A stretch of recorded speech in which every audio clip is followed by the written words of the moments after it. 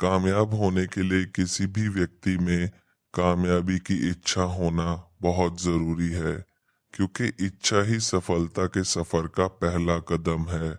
आप तब तक कोई काम नहीं कर सकते जब तक आप में उसे करने की तीव्र इच्छा ना हो। बिना इच्छा शक्ति के आप किसी कार्य को करने के लिए प्रोत्साहित नहीं होंगे।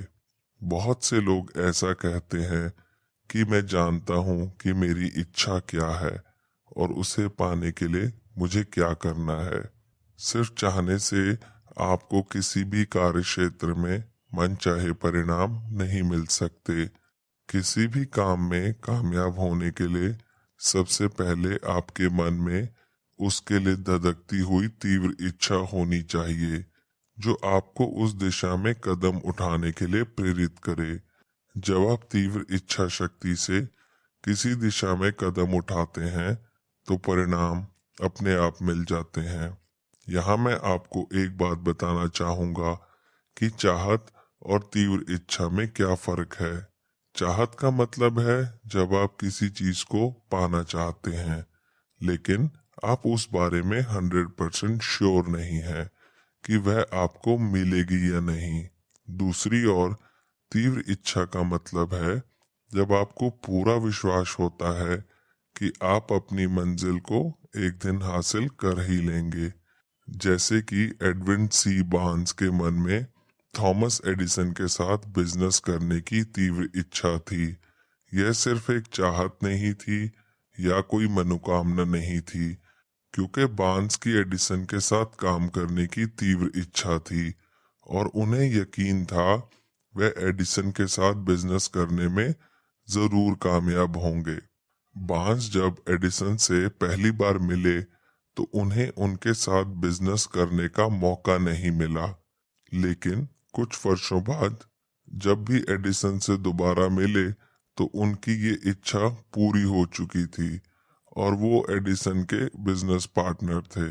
फ्रेंड्स, दूसरे लोगों को यह विश्वास नहीं था कि बार्न्स कभी एडिसन के बिजनेस पार्टनर बन पाएंगे, लेकिन उनकी तीव्र इच्छा शक्ति और आत्मविश्वास से वो एडिसन के साथ बिजनेस करने में कामयाब हुए। दूसरा प्रिंसिपल, फेथ यानी अटूट विश्वास। फ्रेंड्स, दूसरा प्रिंसिपल कहता है कि जब मन में कुछ पाने की तीव्र इच्छा हो तो उस इच्छा के कारण मन में एक अटूट विश्वास भी होता है। किसी भी इच्छा को पूरा करने के लिए आपके मन में अटूट विश्वास होना चाहिए कि यह मुमकिन है और आप उसे पाकर रहेंगे। जब आपको अपनी इच्छा के पूरी होने पर अटूट विश्वास होता है तो आप उसी दिशा में कार्य करते हैं और वह इच्छा आकार लेने लगती है।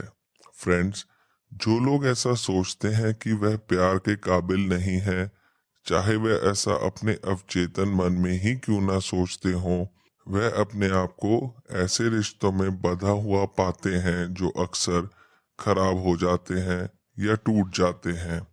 ऐसा उनके मन में बैठी हुई गहरी नकारात्मक धारणाओं के कारण होता है। हमारी धारणाएं बहुत शक्तिशाली होती हैं और हमारे लिए वह हमेशा सच साबित होती हैं। आपकी कोई इच्छा है और आप उसे पूरा करना चाहते हैं तो मन में अटूट विश्वास करें कि वह पूरी होगी। आपको अपने मन में अटूट विश्वास करना होगा कि जो आप चाहते हैं वह आपको जरूर मिलेगा, क्योंकि अटूट विश्वास से ही इच्छाएं पूरी होती हैं। अगर आपको अटूट विश्वास करने में मुश्किल होती है तो इस बात को अपने मन में बार बार दोहराएं कि आप जो चाहते हैं वो पाकर रहेंगे और आपकी इच्छा जरूर पूरी होगी। बार बार किसी बात को दोहराने को अफर्मेशन कहते हैं।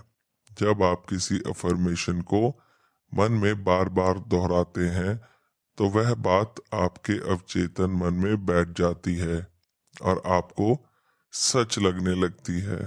किसी बात को बार बार दोहराने से उसमें आपका अटूट विश्वास बन जाता है। तीसरा प्रिंसिपल, ऑटो सजेशन मतलब आत्मसम्मोहन।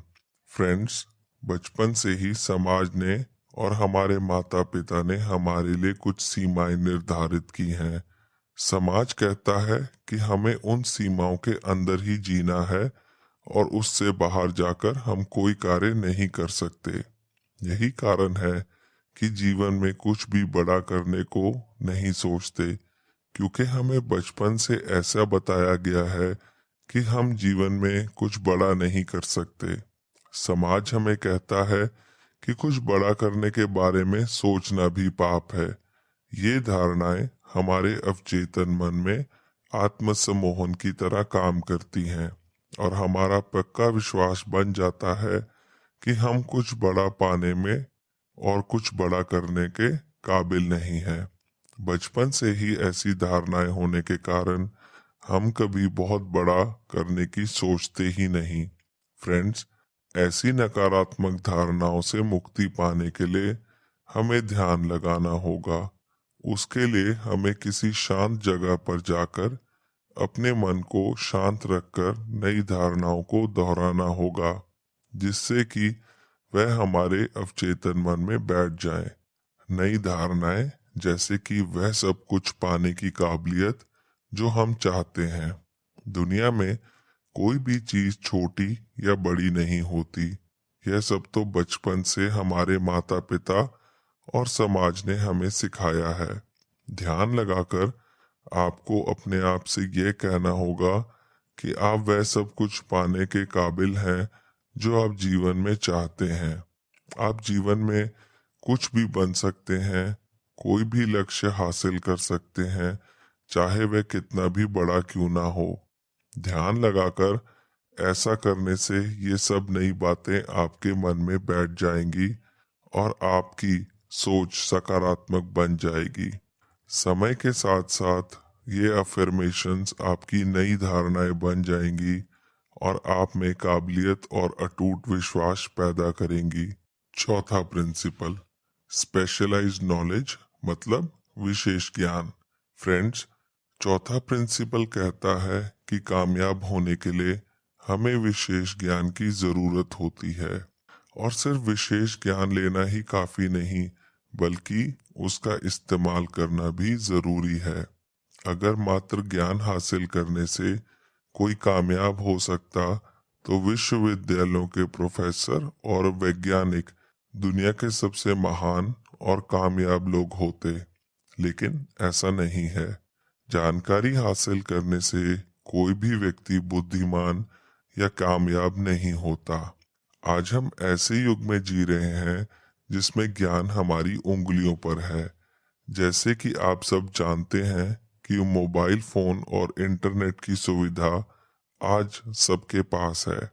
हम किसी भी चीज की जानकारी हासिल कर सकते हैं, लेकिन फिर भी हर व्यक्ति अपने जीवन में कामयाब नहीं है। ज्यादातर लोग इंटरनेट का इस्तेमाल जानकारी हासिल करने के लिए नहीं करते और जो करते भी हैं वह उस जानकारी का सही इस्तेमाल नहीं करते। फ्रेंड्स, जीवन में कामयाब होने के लिए या कुछ बड़ा करने के लिए सिर्फ ज्ञान ही नहीं, बल्कि विशेष ज्ञान का होना जरूरी होता है। विशेष ज्ञान मतलब अपने कार्य क्षेत्र का ज्ञान। जैसे कि कोई महान खिलाड़ी मात्र कॉलेज की पढ़ाई करने से खिलाड़ी नहीं बनता, उसे अपने खेल के बारे में विशेष ज्ञान लेना पड़ता है और लगातार अभ्यास करना पड़ता है, जिससे वह एक महान खिलाड़ी बनता है। दुनिया के सबसे अमीर आदमी बिल गेट्स अगर कॉलेज की पढ़ाई करते रहते तो आज किसी सूचना तकनीकी कंपनी में नौकरी कर रहे होते। दोस्तों, कामयाब होने के लिए बिल गेट्स ने पहले कंप्यूटर और सॉफ्टवेयर का विशेष ज्ञान हासिल किया। फिर उन्होंने लोगों की ज़रूरतों को समझा और उनके लिए विंडोज़ ऑपरेटिंग सिस्टम बनाया, जो आज दुनिया के सबसे ज़्यादा लोग इस्तेमाल करते हैं। अपने विशेष ज्ञान का इस्तेमाल कर बिल गेट्स दुनिया के सबसे अमीर आदमी बन गए। पांचवा प्रिंसिपल, इमेजिनेशन मतलब कल्पना करना। लेखक नेपोलियन हिल ने अपनी किताब में कहा है कि इंसान अपने दिमाग में जिसकी कल्पना कर सकता है और विश्वास कर सकता है वह उसे हासिल भी कर सकता है। दुनिया में ज्यादातर लोग अपनी कल्पना का पूरा इस्तेमाल नहीं करते। लगभग सभी क्षेत्रों में दुनिया के महान लोगों ने कामयाबी हासिल करने के लिए कल्पना का इस्तेमाल किया है। महान लोग जो भी बनना चाहते हैं और जो भी हासिल करना चाहते हैं पहले अपने दिमाग में उसकी कल्पना करते हैं। उदाहरण के तौर पर दुनिया के महान वैज्ञानिक अल्बर्ट आइंस्टाइन कोई भी आविष्कार करने से पहले दिमाग में उसकी कल्पना करते थे। और सिर्फ अल्बर्ट आइंस्टाइन ही नहीं, कोई भी वैज्ञानिक किसी वस्तु या मशीन का आविष्कार करने से पहले दिमाग में उस चीज की कल्पना करता है कि बनने के बाद वह कैसी दिखेगी और कैसे काम करेगी। फ्रेंड्स, मैं आपको एक बात बता दूं कि यहाँ कल्पना का मतलब दिन में सपने देखना नहीं है। कल्पना का मतलब है रचनात्मक कल्पना, जो कामयाबी हासिल करने में एक बहुत शक्तिशाली हथियार का काम करती है। रचनात्मक कल्पना का मतलब है कि आप जो भी बनना चाहते हैं या जो भी हासिल करना चाहते हैं उसकी कल्पना करना, यानी अपने दिमाग में उसे तस्वीर के रूप में देखना। ऐसा करने से वह चीज आकार लेने लगती है और उसे पाने के सभी रास्ते आपके सामने आने लगते हैं। अब आपको सिर्फ उन रास्तों पर चलना होता है और मेहनत करनी होती है और इस तरह आप शीघ्र ही अपने मुकाम को हासिल कर लेते हैं। कामयाब होने के लिए यह जरूरी है कि आप रचनात्मक कल्पना का इस्तेमाल करना अच्छी तरह सीख लें। छठा प्रिंसिपल, ऑर्गेनाइज्ड प्लानिंग। फ्रेंड्स, जीवन में कामयाब होने के लिए हमें वास्तविक योजना की जरूरत होती है। वास्तविक योजना बनाना ही किसी भी इच्छा को पूरा करने का पहला कदम होता है। हमें किसी भी कार्य को करने से पहले उसकी पूरी योजना बनानी चाहिए। खासतौर पर किसी बड़े काम को करने के लिए संगठित योजना जरूरी है। आप जो भी काम करना चाहते हैं उसके लिए एक योजना बनाइए और उसे एक कागज पर लिखिए। कागज पर लिखने से योजना के कामयाब होने की संभावना अधिक होती है। उसके बाद उस योजना को छोटे छोटे स्टेप्स में विभाजित करें। उदाहरण के तौर पर हेनरी फोर्ड सिर्फ अपनी बुद्धिमत्ता के कारण कामयाब नहीं हुए, वो अपनी वास्तविक योजनाओं के कारण गाड़ियों के बिजनेस के बादशाह बनने में कामयाब हुए। ऐसे बहुत से लोग हैं जो हेनरी फोर्ड से ज्यादा पढ़े लिखे हैं लेकिन वो उनकी तरह कामयाब नहीं हुए, क्योंकि ना तो उनका कोई बड़ा लक्ष्य था और ना ही कोई वास्तविक योजना थी। हेनरी फोर्ड को अपने करियर की शुरुआत में हार का सामना करना पड़ा। गाड़ियों के बिजनेस में बहुत बड़ा नाम कमाने के बाद भी उन्हें कई बार घाटा हुआ, लेकिन उन्होंने हार नहीं मानी और नई योजनाएं बनाकर दोबारा कामयाबी हासिल की।